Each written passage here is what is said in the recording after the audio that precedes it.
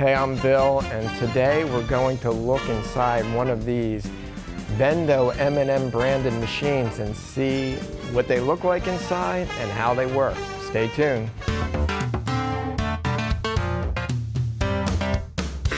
Happy vending. So today I'm joined by Steve, and he's the owner of Big Time Vending, which services southeastern New Jersey. And you told me you have about 1,100 machines total out on location, right? Various locations. We do nursing homes, schools, recreation centers, numerous apartment buildings, beach ends. We're in libraries. I mean, you name it, where they need refreshment, we're there. And you're primarily Cape May County, Atlantic County. And how did you get into vending? I know you told me you got started very young. Got started at 13 years old. The way I got started was, there was a neighbor that had a vending machine at her location. And this is in the days before individual apartments had air conditioning. And wake up 3 in the morning and you're like, I need a drink. So basically, she had a soda machine, get up middle of the night, go over, buy it. It was called Value Vend, by the way. And a soda was 20 cents for a can, 12-ounce can. The following year, she chose not to have it. At that point, I got a Coca-Cola can machine, and I was vending for 20 cents. And that was the birth of a company that went on to have almost 5,000 machines at the absolute heyday nationwide. And right now we're in Wildwood, New Jersey in a rec center. And I always vacation in Wildwood, love Wildwood, and I would always see a lot of these M&M branded machines down here. And these are kind of unique. Sometimes you see them at amusement parks. Now, these are made by Vendo, but you're not seeing as many of them anymore because they've discontinued them. They don't make them anymore. In the year 2001, they no longer made the M&M branded machine. Recently, they came up with the Heir Apparent, and it's not just a machine that vends candy. It'll also vend snacks. So we're talking about Doritos and pretzels and chips and cake items, as well as the M&M branded candies. So a much more versatile machine. But I always found these interesting because they look like a regular soda machine, like a stack machine with the plexiglass front where you can't look in. But they're refrigerated like a soda machine, but I always assumed on the inside it would look just like this snack machine over here, where you would have spirals and they would drop the products down. It just had a sealed front instead of a glass front, so you could put it outside and the products wouldn't melt. But I've never looked inside one of these things, and I contacted Steve because he still has a lot of them down here in Wildwood. And he was gracious enough to say, yeah, I'll show you what it looks like inside. So just out of my curiosity and maybe your curiosity, if you've never seen the inside of one of these machines, we're going to see what it looks like together and how these things actually work. And probably we're going to find out maybe it's not like these regular snack machines over here. Bill's assumption is the exact opposite of what it is. We're going to open it up right now and show the inside of this machine. Open it wide so the camera can see. I don't know, look at this. So there is no spirals. We got some type of bins. Canister. A canister.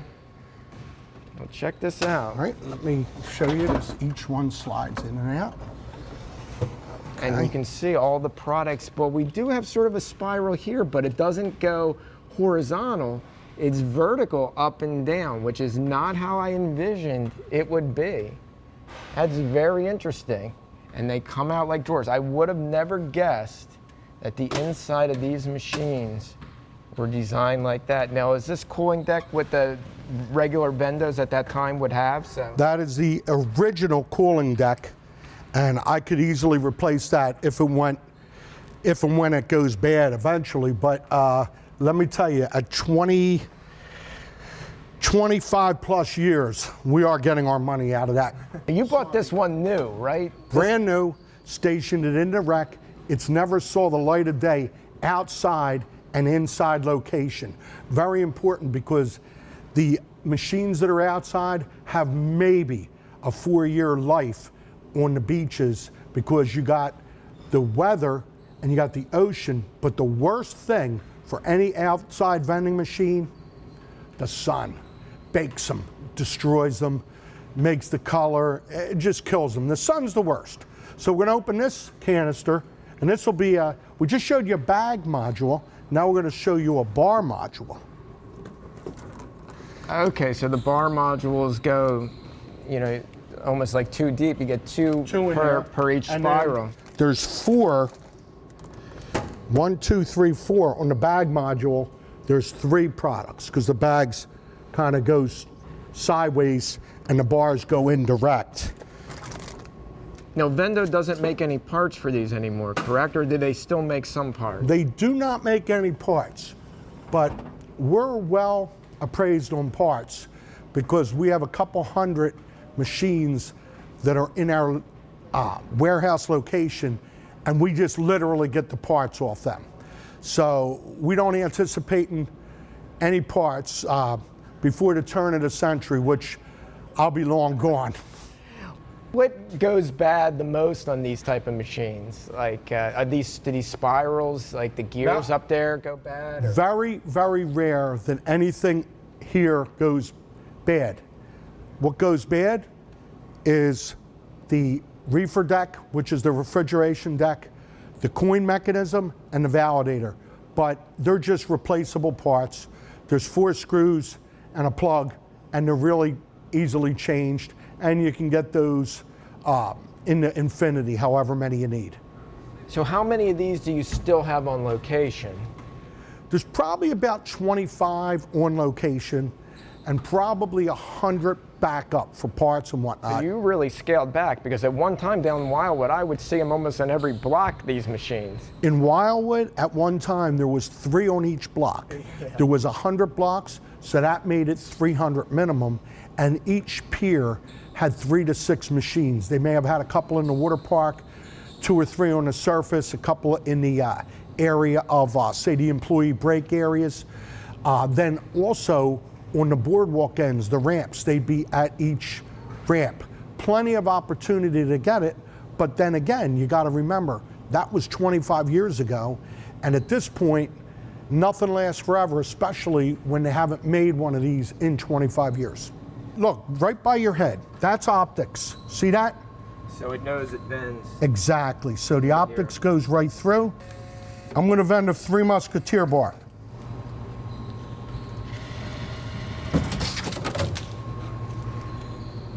There we go. What do the circuits look like? So we got a basic CoinCo, Coin mechanism. Coin Mech, and then the MEI. Mars DBV, dollar bill validator.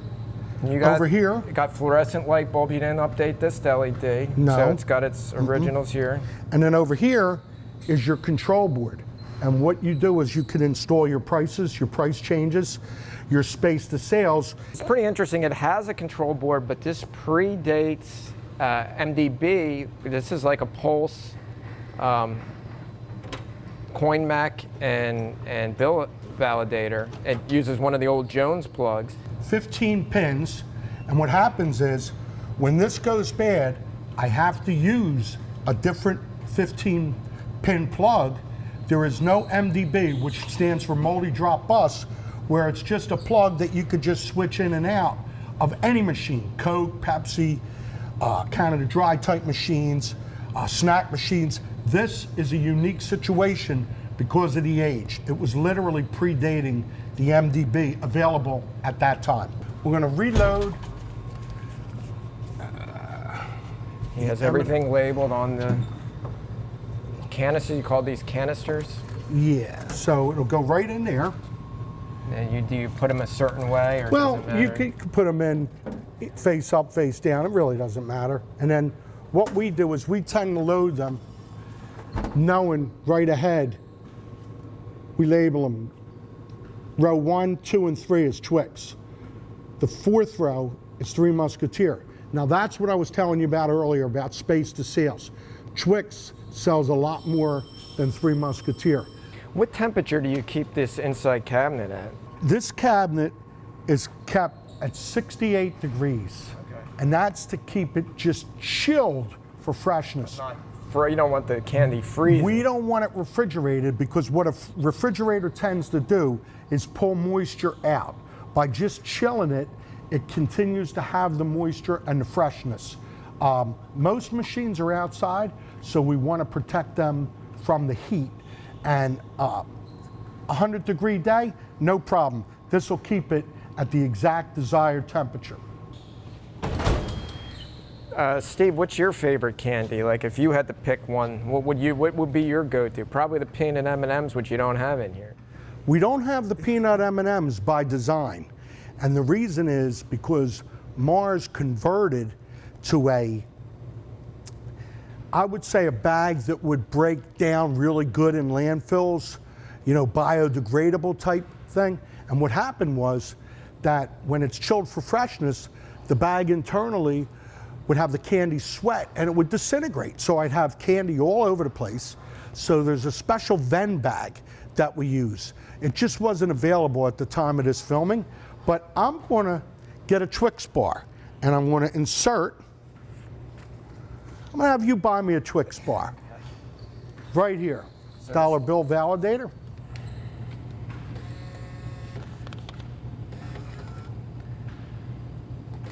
And unfortunately, since this is before MDB, it's a little harder to put a credit card reader on these. You need some type of kit, right? We would need a kit to install a credit card reader. Try this. Nice.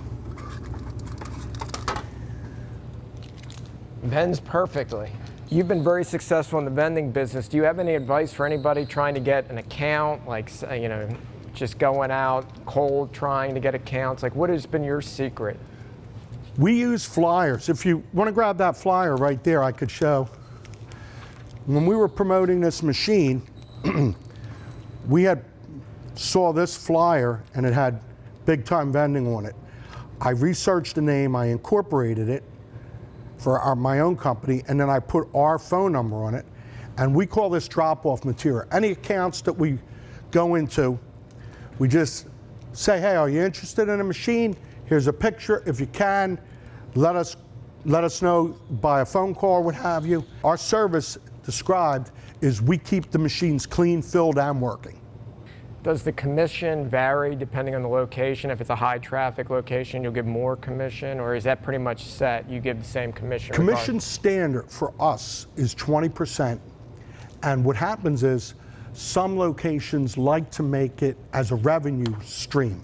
So they would request higher pricing, at which point they would get a higher commission.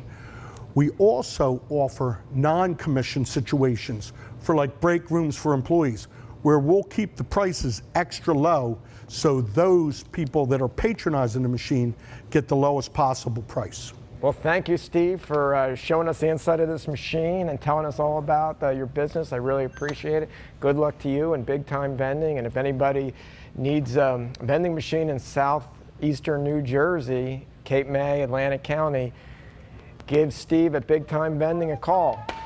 Thank you. And as always, happy vending.